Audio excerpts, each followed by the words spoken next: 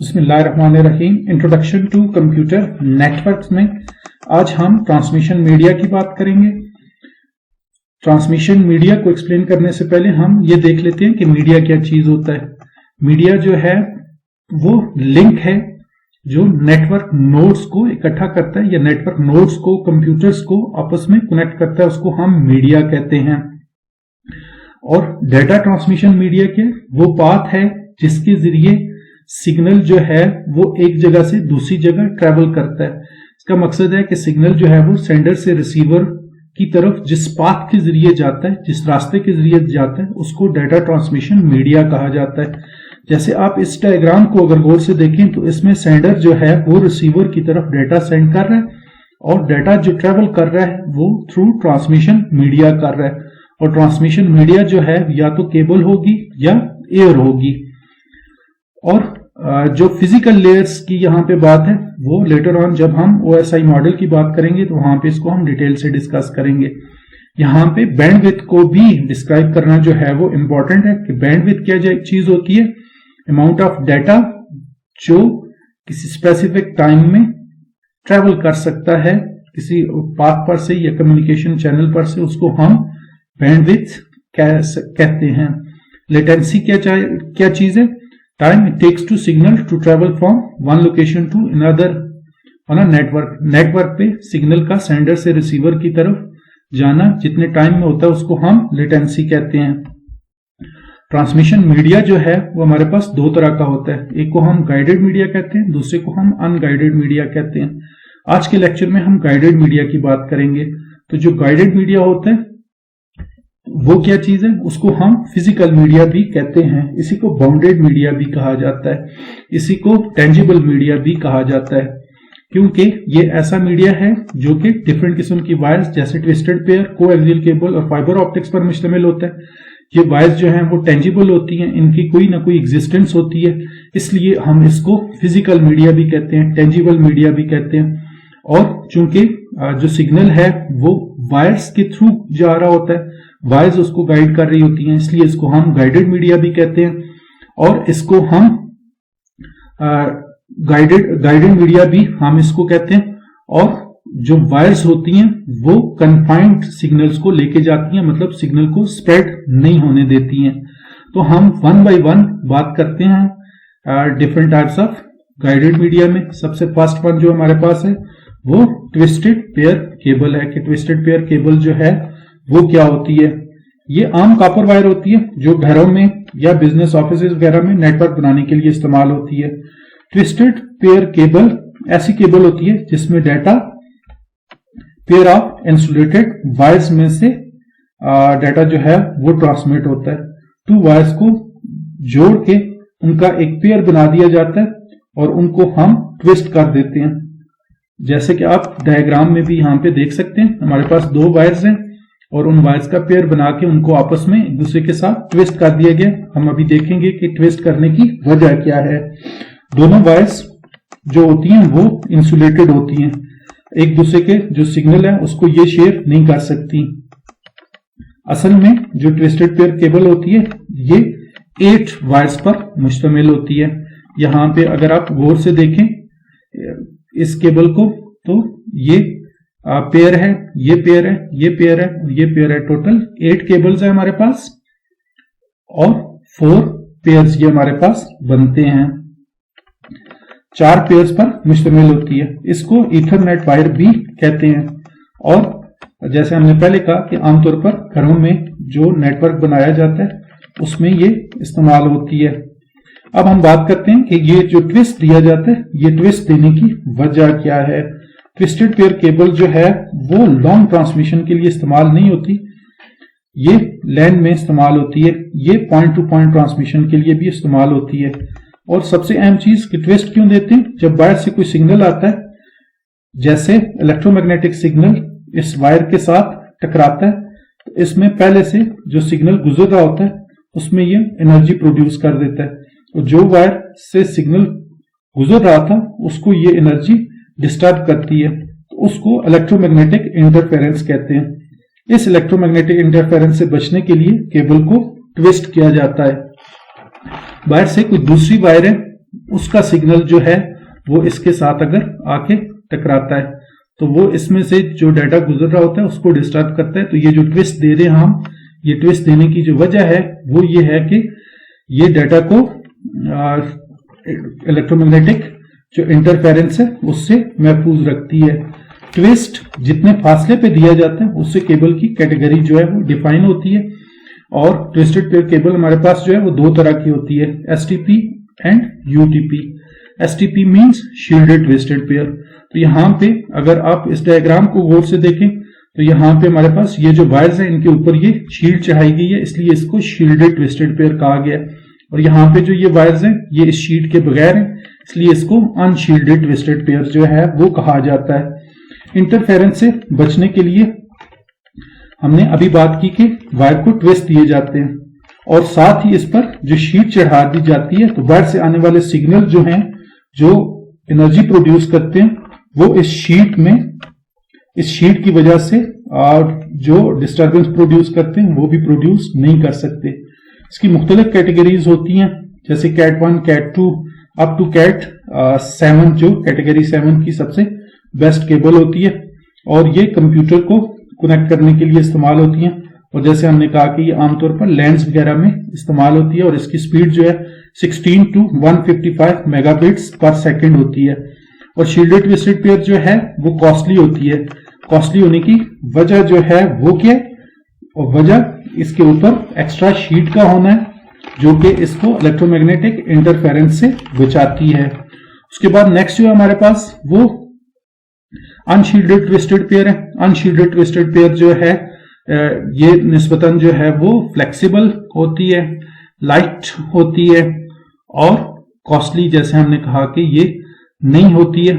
ये केबल जो है वो 4 वायर्स और जो है वो जैकेट के अंदर जो होती हैं उन पे ये मुश्तमिल होती है और इन वायर्स को आपस में कनेक्ट करने के लिए जो कनेक्टर इस्तेमाल होता है उसको RJ45 कनेक्टर कहते हैं। ये उसकी आप पिक्चर भी देख सकते हैं RJ45 कनेक्टर की।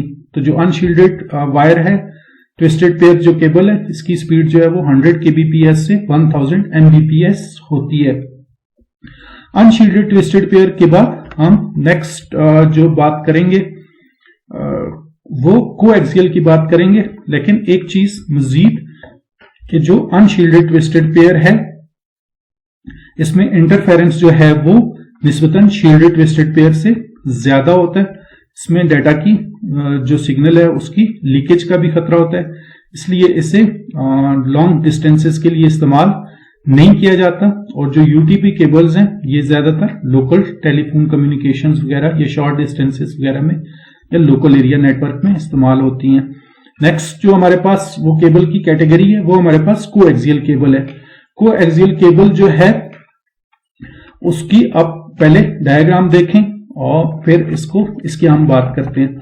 कोएक्सियल केबल जो है ये 4 इसके पार्ट्स हैं। ये सबसे अंदर जो है वो सेंट्रल कोर या कंडक्टर है जिसमें असल में सिग्नल जो है वो पास होता है। उसके ऊपर इंसुलेटर है, डाइलेक्ट्रिक है और बाद में ये शीट होती है, बाद में ये नहीं होती। लेकिन ये जो हमारे पास स्मॉल कॉपर वायर्स हैं ये सब में होती हैं। इसको अगर हम थर्ड पार्ट कहते हैं। और फोर्थ ये हमारे पास ब्लैक जैकेट है। इनकी हम 1 by 1 जो है वो बात करते हैं। ये डाटा को इलेक्ट्रिकल जो हमारे पास कोएक्सियल केबल है ये डाटा को इलेक्ट्रिकल सिग्नल की शक्ल में एक जगह से दूसरी जगह ले जाने के लिए इस्तेमाल होती है। इसने टेलीफोन लाइन केबल को रिप्लेस किया है। इसके 4 पार्ट्स होते हैं। सबसे अंदर एक पतली कॉपर वायर होती है जो अभी आपको डायग्रामेटिकली ये शो भी करवाई है। ये कॉपर वायर होती है जो डाटा को लेकर जाती है। इसको कॉपर कोर भी कहा जाता है। इस वायर के अंदर सिग्नल जा रहा है, इसको प्रोटेक्ट करने के लिए इसके ऊपर जो है वो इंसुलेटर की एक लेयर होती है। ये वाली जो इंसुलेटर की लेयर है इसके अंदर जो सिग्नल जा रहा होता है उसको प्रोटेक्ट करने के लिए ये लेयर जो है वो रखी जाती है। इसमें करंट पास नहीं हो सकता। ये वाली जो लेयर है इसमें से करंट पास नहीं हो सकता। इसके ऊपर कॉपर शील्ड होती है। ये छोटी छोटी कॉपर की जो वायर्स होती हैं उन पर मुश्तमिल होता है। इनका काम ये होता है कि कोएक्सियल केबल के इर्द गिर्द कोई दूसरी वायर गुजर रही है, वो अगर इलेक्ट्रोमैग्नेटिक इंटरफेरेंस जो है वो प्रोड्यूस कर रही है तो वो कॉपर जो कोर है से जो जाता हुआ सिग्नल है उसको डिस्टर्ब कर सकती है। उससे बचने के लिए ये बारीक वायर्स इस्तेमाल होती हैं। ये वाली जो बारीक वायर्स हैं उससे बचने के लिए जो वायर से कोई दूसरी वायर गुजर रही है और वो वायर EMI इफेक्ट प्रोड्यूस कर सकती है, तो उससे बचने के लिए ये वाली वायर्स जो हैं वो इस्तेमाल होती हैं, क्योंकि इनकी अपनी भी एक इलेक्ट्रोमैग्नेटिक फील्ड होती है और ये दोनों एक दूसरे के इफेक्ट को कैंसिल कर देती हैं। इंसुलेटर का मकसद यहां पे ये भी है। कौन से इंसुलेटर का मकसद? ये वाला जो इंसुलेटर है इसका मकसद यहां पे ये भी है कि कॉपर कोर को कॉपर शील्ड की फील्ड से महफूज रखा जा सके। और जो वायर हमारे पास ब्लैक कलर की शीट है, जो जैकेट है ये वाली, इसका क्या मकसद है? ये जो मुख्तलिफ किस्म के एटमॉस्फेरिक कंडीशंस होती हैं ये अंदर वायर्स को उससे महफूज रखती हैं। जैसे कोई डैमेज वगैरह हम कह सकते हैं, या फिर हम ये भी कह सकते हैं कि जो बारिश वगैरह जो होती है उससे भी इससे महफूज, या हीट वगैरह जो है उससे भी इसको महफूज रखती है। ये जो वायर वाली हमारे पास जैकेट होती है। कोएक्सियल केबल जो है वो मेट्रोपॉलिटन एरिया नेटवर्क्स मैन में इस्तेमाल होती है। जैसे कि एग्जांपल हमारे पास केबल टीवी नेटवर्क है जो कि पूरे शहर में चल रहा होता है। यहाँ पे डायग्राम की मदद से भी आपको शो किया जा सकता है। ये हमारे पास मेन ऑफिस है जो कि डिफरेंट एंटीनास के जरिए सिग्नल जो है वो कैच कर रहे हैं, और जो चैनल्स इनके पास आ रहे हैं उन चैनल्स को ये नेटवर्क के जरिए डिफरेंट लोगों के घरों तक पहुंचा रहे हैं। और यहाँ पे हमारे पास कोएक्सियल केबल जो है वो इस्तेमाल हो रही है। तो जो केबल टीवी नेटवर्क है ये पूरे शहर में चल रहा होता है। तो आजकल जो है इसका इस्तेमाल, जो ये वायर है हमारे पास कोएक्सियल केबल, इसकी बात हो रही है कि इसका इस्तेमाल जो है वो कम हो गया। उसकी वजह यह है कि ये वायर जो है वो कॉस्टली है और आजकल इसकी जगह पे फाइबर ऑप्टिक्स जो है वो इस्तेमाल हो गई है। और फाइबर ऑप्टिक्स भी निस्बतन जो है वो कॉस्टली है, लेकिन उसके और ज्यादा भी बेनिफिट्स हैं। और कोएक्सियल केबल जो है हमारे पास 2 टाइप्स की होती है। एक को हम बेस बैंड कहते हैं, दूसरी टाइप ब्रॉड बैंड होती है। बेस बैंड को हम थिन नेट भी कहते हैं और ब्रॉड बैंड को हम थिक नेट भी कहते हैं। बेस बैंड में 1 signal at a time travel करता है और ब्रॉड बैंड में मल्टीपल सिग्नल जो है वो ट्रेवल करते हैं। इसमें जो हमारे पास कोएक्सियल केबल है इसको 2 वायर्स को आपस में कनेक्ट करवाने के लिए या इन वायर्स को कंप्यूटर्स के साथ कनेक्ट करने के लिए हमारे पास जो कनेक्टर इस्तेमाल होता है उस कनेक्टर को हम क्या कहते हैं? ये हमारे पास टी कनेक्टर है, ये इस्तेमाल होता है। उसके बाद हमारे पास जो है वो फाइबर ऑप्टिक्स है। फाइबर ऑप्टिक्स जो है वो कोर पर मुश्तमिल होती है। ये जो सबसे अंदर वाला है ये कोर है। कोर जो है ये सेंट्रल एरिया है जहां से हमारी लाइट जो वेव्स हैं वो ट्रेवल करती हैं और सिग्नल को कैरी करती हैं। इसके ऊपर क्लैडिंग है जिसके सेंटर से कोर पास हो रही होती है। कोर जो है वो ग्लास पर मुश्तमिल होती है और इसके ऊपर क्लैडिंग एक अलग मीडियम आप समझ लें होता है। क्लैडिंग के ऊपर जो है वो जैकेट होती है जो कोर और क्लैडिंग को डैमेज होने से बचाती है, और उसके ऊपर भी एक कोटिंग होती है। दोनों कोटिंग इसको महफूज बनाती हैं और ये वैन में इस्तेमाल होती है। इस वायर को चूंकि पानियों वगैरह में से और सख्त एनवायरनमेंट में से गुजरना होता है तो ये जैकेट इसको हर तरह के नुकसान से महफूज करती है।